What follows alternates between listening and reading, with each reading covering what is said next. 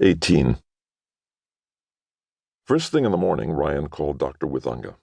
She wasn't thrilled about a 6 a.m. call, but when Ryan explained, she listened. One of the people watching us, watching Bizzy, he confirms that the Loveks exist, though he claims he's trying to help protect the Horvats.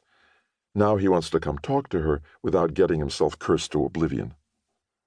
And you don't know whether you can trust him. I kind of do trust him, said Ryan. But it's not my life on the line, and my dad said, is there anything that Grut can do to help Mrs. Horvat be safe? Excellent question, said Dr. Withunga, to which I don't know the answer. I know all the micropowers discovered in our area so far, but whether they can be adapted to defensive use, and whether the micropotents are willing to try, that's not mine to say.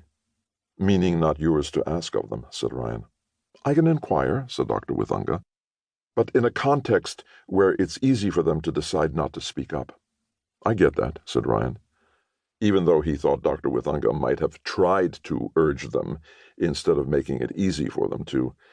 No, she was right. Every micropower was personal, and some of them were terrible, like Bizzys.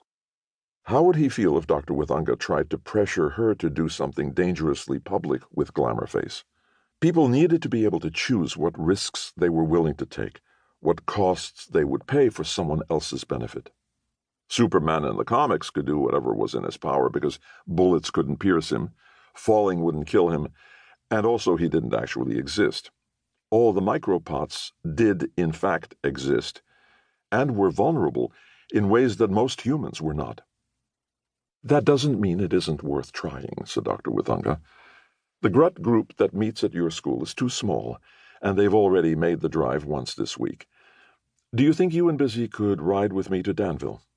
That's a couple of hours each way, said Ryan. I'm not Uber. You ride for free, said Dr. Withunga. I can assemble a much larger group in Danville, though most of them will have to drive at least an hour to get there. And I'm quite sure some of them, many of them, will try to think of ways to help. Which is more than I could do for any of them, said Ryan. Oh, I think you'd try.